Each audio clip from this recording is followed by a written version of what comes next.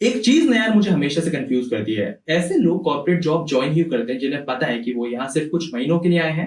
पता है उसकी वजह से क्या होता है? उसकी वजह से वो बेचारा रह जाता है जिसको एक्चुअल में उस जॉब की नीड थी। मुझे लगता है इसके ऊपर बात होनी चाहिए, क्योंकि हर ऑफर लेटर के पीछे एक कैंडिडेट होता है जो आज तक कॉल का इंतजार कर रहा होता है।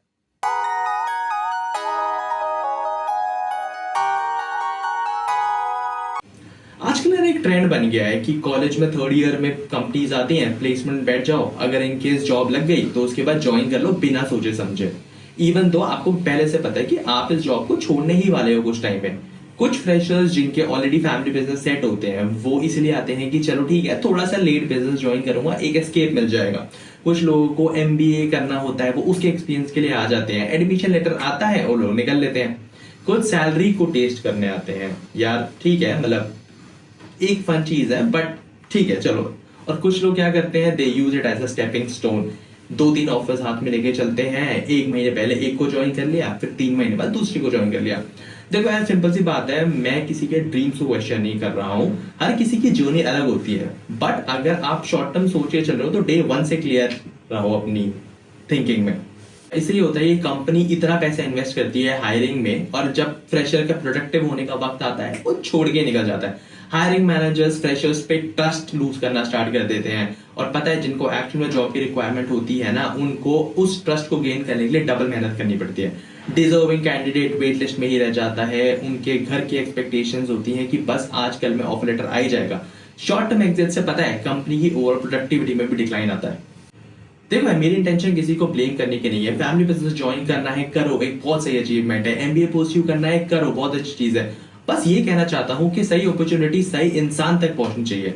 कहीं किसी फ्रेशर के घर में ईएमआई चल रही होती है, पेन सोप में बैठे होते हैं, और अगर उनकी सीट सिर्फ टाइम पास के लिए ही कोई ले जाए तो सिस्टम अनफेयर हो जाता है उनके लिए।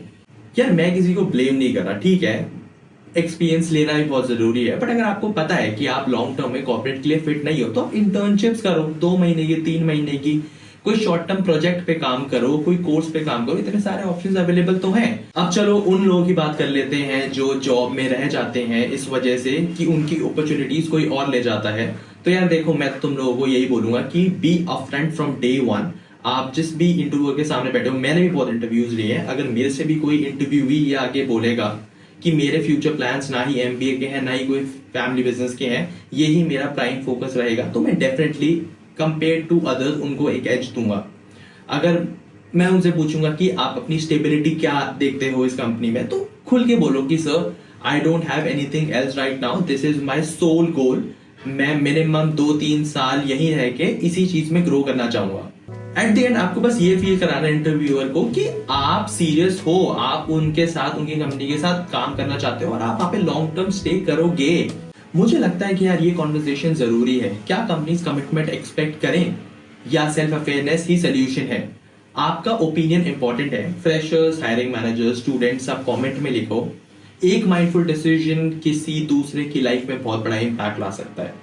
थैंक यू इस वीडियो को देखने के लिए। अगर आपको इस वीडियो में करी हुई बातें इंटरेस्टिंग लगी तो प्लीज एक लाइक करो, सब्सक्राइब करो और इसको शेयर करो अपने फ्रेंड्स के साथ, जिससे कि हमारी रीच और बढ़े। Thank you.